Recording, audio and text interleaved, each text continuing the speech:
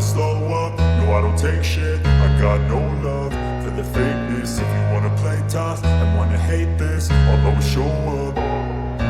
I don't ever slow up, no I don't take shit. I got no love for the fakeness. If you wanna play tough and wanna hate this, I'll always show up and make a statement. I don't ever slow up, no I don't take shit. I got no love for the fakeness. If you wanna play tough and wanna hate this, I'll always show up and make a statement.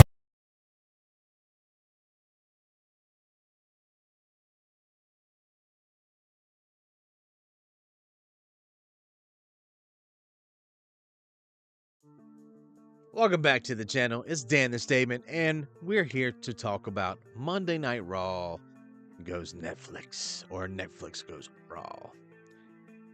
Yes, I was going to do this video yesterday, but right after Raw went off the air, we did a special podcast with the Wolfpack, and we talked for about an hour about it.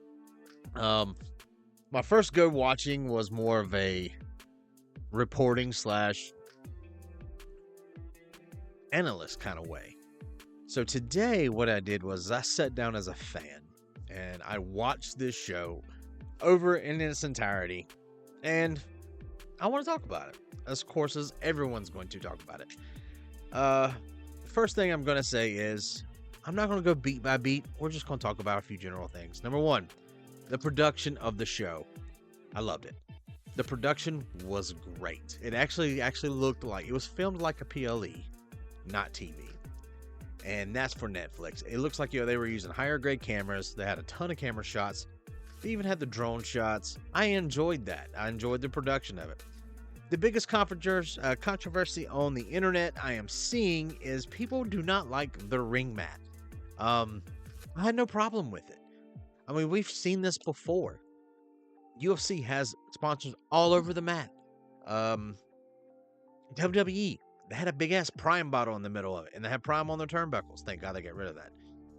But this was a dark ring mat with their sponsors, and I was okay with that. I had no problem with that. They got to make money. And honestly, I'm digging the ring mat as far as it being dark in color. It looked better to me. It was more eye-pleasing. It was just easier to pay attention to the wrestling when I saw it. I don't know why, but I enjoyed having a black mat. Sue me.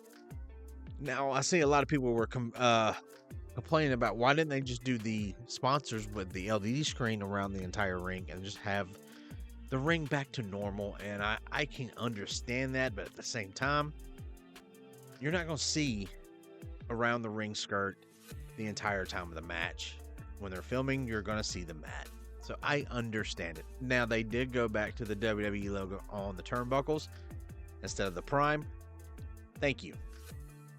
As far as the show as a whole, production-wise, there was another thing online. Some people were reporting that they got ads, which we already knew that was going to happen. Honestly, I didn't get ads. That was the funny thing. I got some vignettes for 15 seconds, and then I was back to the show. I had other friends who were like, dude, these ads are taking way too long. And I'm like, what ads are you guys talking about? So I don't know if there was a mix up there or what was going on. The only other thing I had happen to me that didn't happen to a lot of people was Michael Cole's mic kept going out. I don't know if it was the production side. It can't just be me, but it could be like just his mic was cutting out here and there. That was the only blips I saw that from people were talking about. Mine was, I got no ads. And I thought, it's the first night on Netflix. Maybe they're just doing that for tonight. But when I rewatched it, there was ads. So there's that. Oh, what else?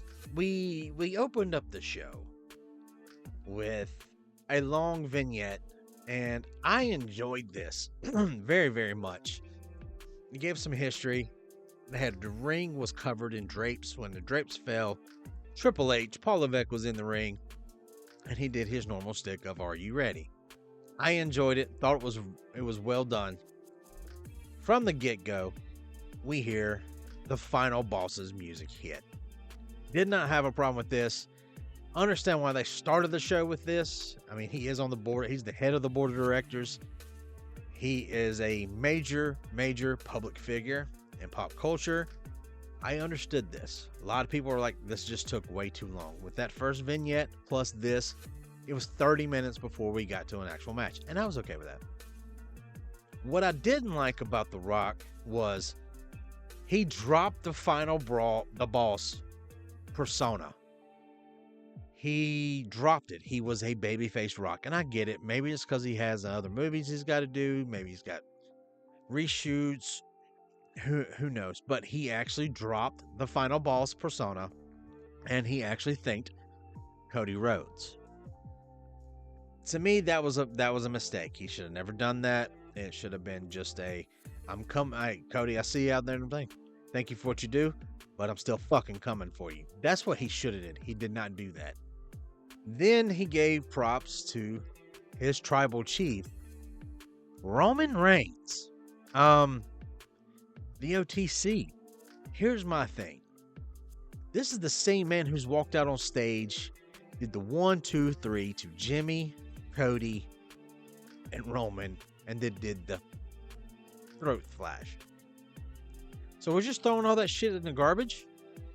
Is this AEW now? Just fucking saying. So it ended, first match of the night, Solo Sikoa versus Roman Reigns for the undisputed Ubafala. And here's my thing. This match should not have been first. Roman works a certain type of match. Solo can work a faster paced match. Roman is very methodical, very slow. He works at his own pace. He does a slower pace. He builds a story. He builds awe, shock, everything.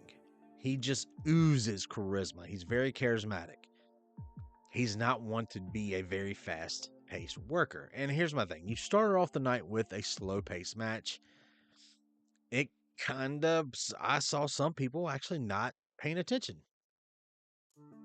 I was paying attention because it's Roman Reigns is on my screen. Of course I'm going to watch.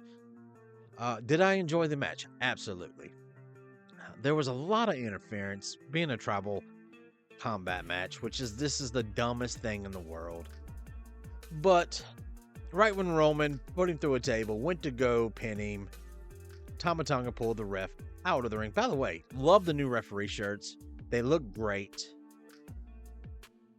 Gone with the zebra. I'm okay with that. That to me seems fun. And the undisputed champion of the night, let's go ahead and say it, was the damn commentary table. Everyone tried to bust that damn thing and no one could. But it was heavy duty. I love that. Back to the match. Yeah, and then Jacob hit him with a throat flash, then a super kick or whatever, and then did the jumping moonsault, threw Solo on it, and then he kicked out. Then we got music of Sami Zayn, and here comes Sami and Jimmy. They beat up on the bloodline. They move everybody out of the way. They hit Solo. Roman goes to pin. He kicks out.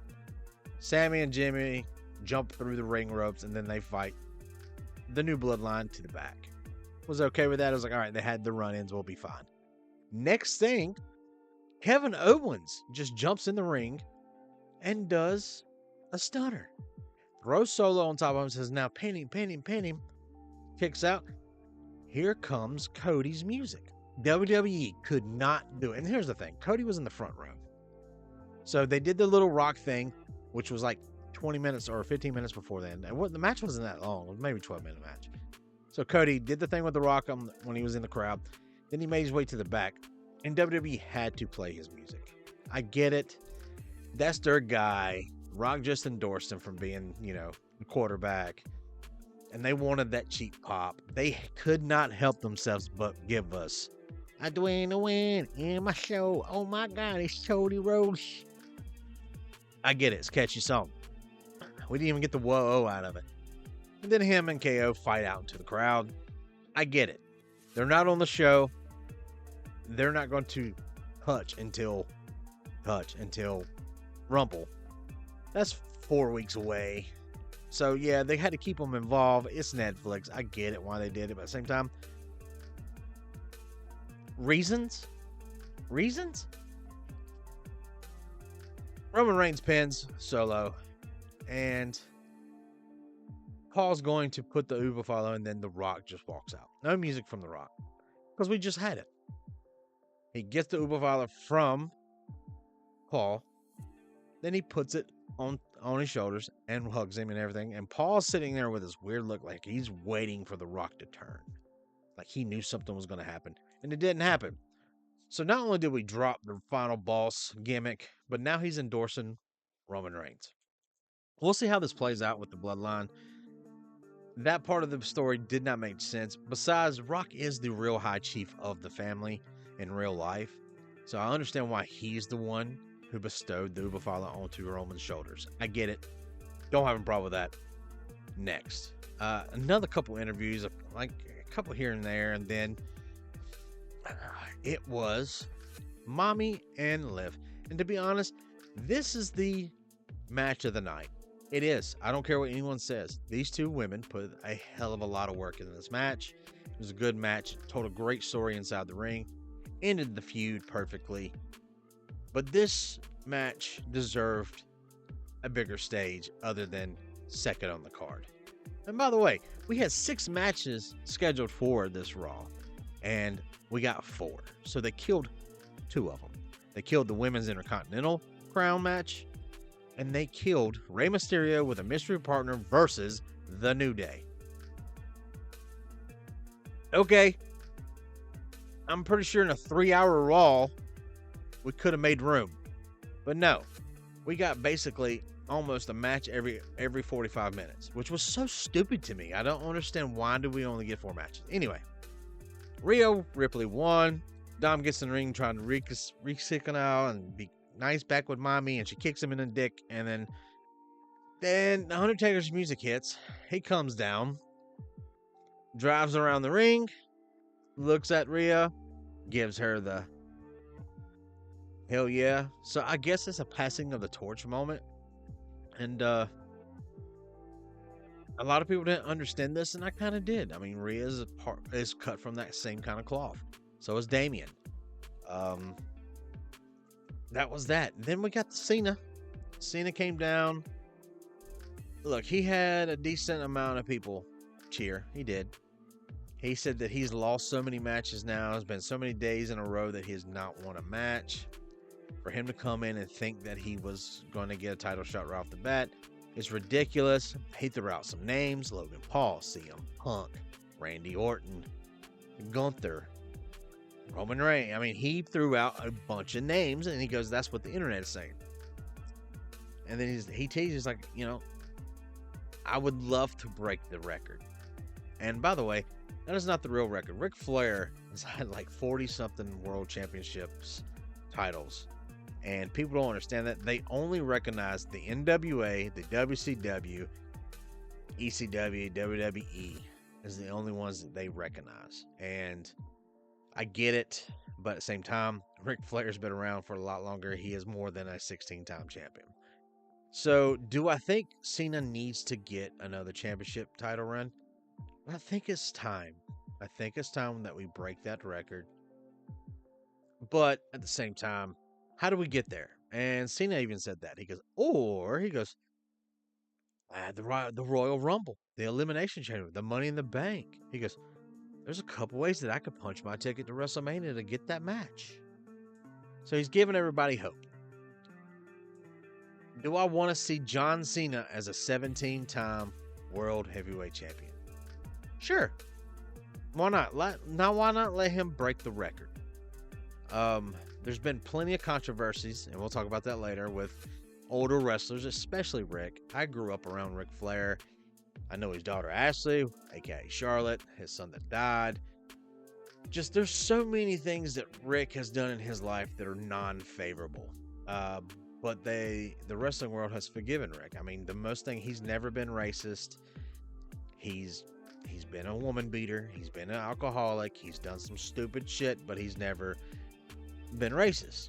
So there's not much to forgive with Rick. He's just old. And honestly, if I see another Ric Flair match, which they want to, it's going to be a casket match because he's going to fucking die in the ring.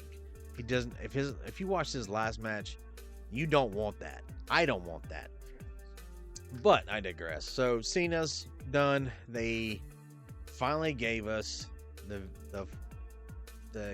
image of the Penta. We knew Penta was coming.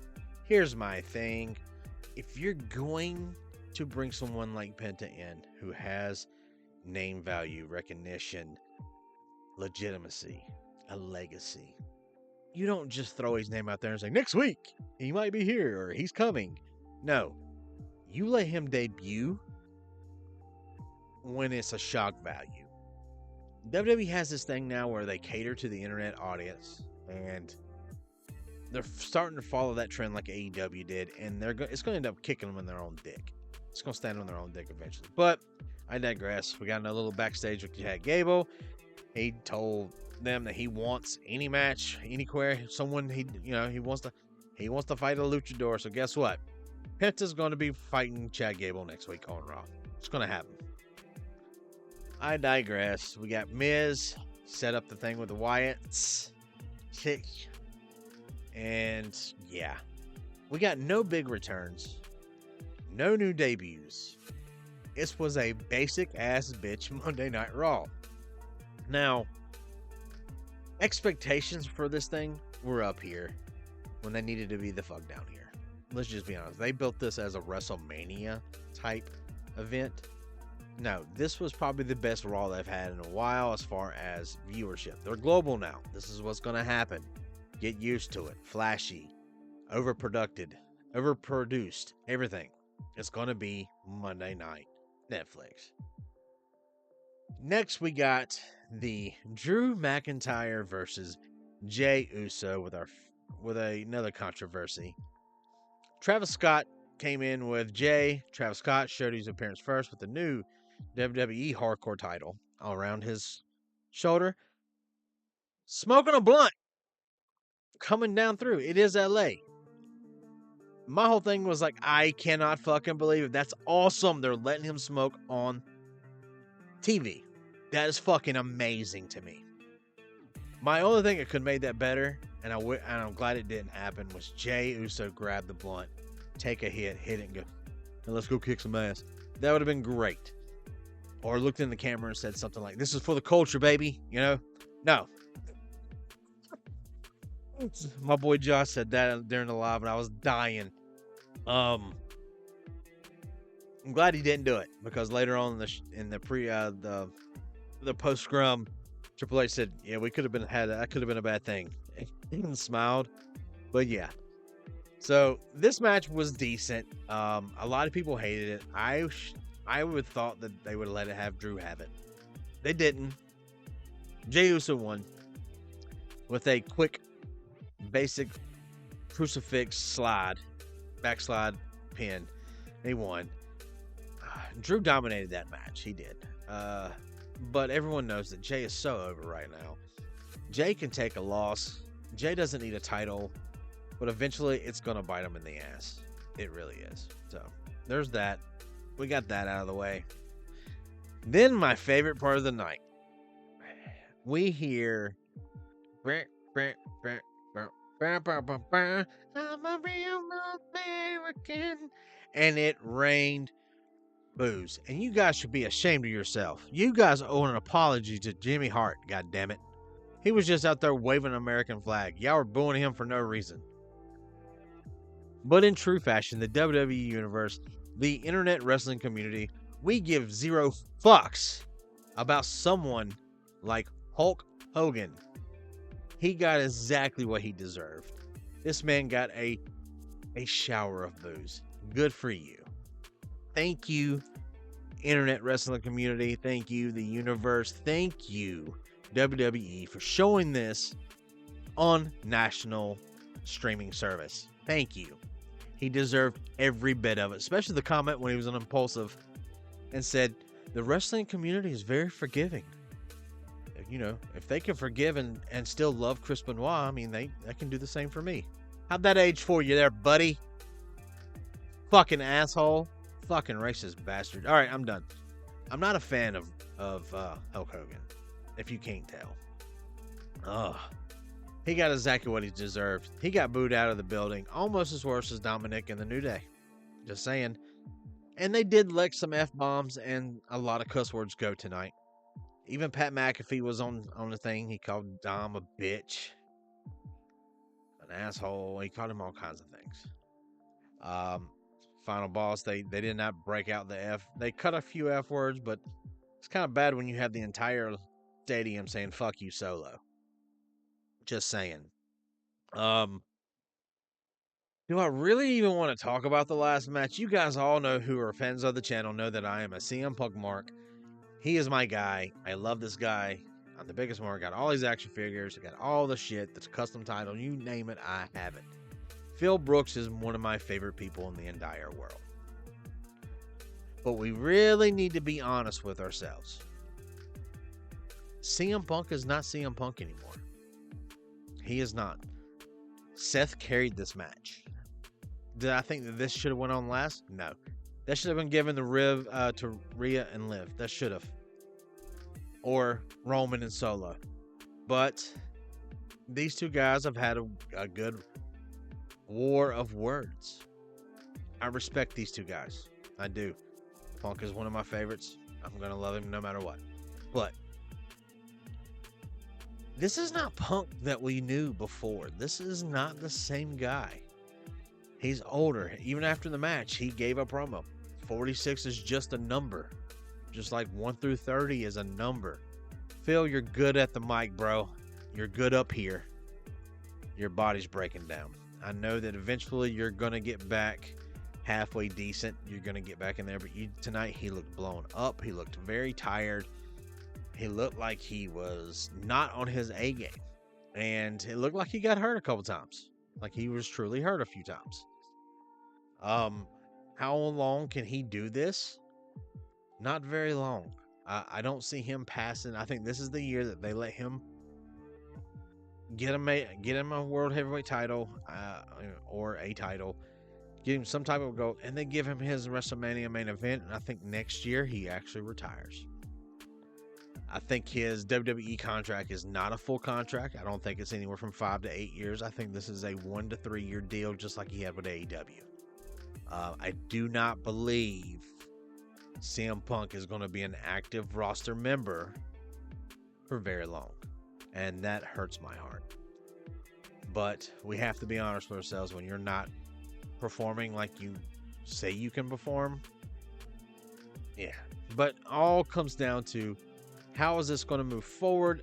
Honestly, I enjoy Netflix version of Raw. Was a little long, absolutely. But it being a streaming service, now we can pause it. We can come back to it after the fact and watch it. Yeah, they're not time constrained like they were on national TV. They can go 4 hours. They can go 8 hours if they wanted to. Let's hope they don't fucking do that. Honestly, I was happy with the 2-hour program. And with them being on Netflix, sky's the limit. They can do pretty much whatever the fuck they want to do. But CM Punk won. The post-scrum was Cena, Rhea, Punk, and Triple H. They showed a bunch of backstage vignettes. They showed a bunch of stuff where The Rock was in the back drinking tequila with the Cody, talking to Drew McIntyre, like telling him, call me if you need anything. Him announcing that he will be at NXT tomorrow or tonight. Final word on it pretty much is, I enjoyed the presentation. I enjoyed the matches. Do I wish that they would have had the Penta match? Absolutely. Do I wish that they would have had the Women's Intercontinental match? Absolutely. I think it would have meant a lot more the first night on Netflix, them crowning a new champion and in front of that many people. This was a worldwide event tonight. It wasn't just United States. People around the world watched this. It's just one of those things now. This was the first one. This was special. Can they keep this momentum? Probably not. This will probably get old after about a couple months until the first PLE. We'll see how that goes. And we got about a month for that. We got about 4 weeks for that. Yeah. My next video will probably be on Friday. We do have another pod coming up on Thursday, 7:30. Right here on YouTube, Facebook, Instagram, Twitch, Kick, the Wolfpack Wrestling Podcast. And then, yeah, I'll be there. There's about 5 of us on it. And then I'll have my review show for Friday. And then I'm going to take a nice little break for the weekend, relax. I may catch up on some wrestling, but honestly, I was off this past week. I took a little bit of pay time off time. And I went to some wrestling shows. I went to my first AEW show that was televised. I went to a couple local events. Just take time to chill with the family and just to sit here and relax a little bit and breathe. I needed a breather. I start work back in the morning and I'm not looking forward to it. But at the same time, we got to make some money. But thank you guys for coming out watching the podcast. Thank you guys for coming back to the channel. The likes, the comments, I appreciate all you guys. Shout out in the comments. What was your favorite part tonight? What did you hate? I've got 3 moments in the show that I thought were the greatest thing in the world. Rhea being the champion. Actually 4. Roman being back as the tribal chief. We'll see how this plays out. CM Punk winning. Travis Scott. And then my least favorite, but still in my top 5, the booing. The public booing of Hulk Hogan. He got exactly what he deserved. So, thank you guys for coming out. And as always, be good people. And don't forget to like, comment, share, and subscribe to the channel, guys. And I appreciate you every single day. Be good people.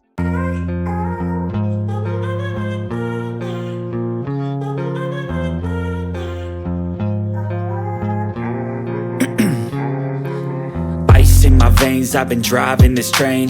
Years in this lane, there's no stopping this flame. Cause I came to the game and I changed it to play how I like, rearranged it to my own domain. Yeah, I got what it takes, made lots of mistakes, taking shots, skipping breaks, feeling lost, feeling great, popping off, singing straight, never stopped, never changed. All the squad here to play and I've got something to say, yeah.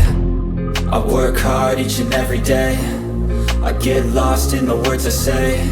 I don't push pause, no I push play. I won't stop till I make a change. I withdraw on the things I make. I turn flaws into flawless traits. I build tall, never capped in space. I won't stop till I hear him say, oh, oh, la, la, la, la, la.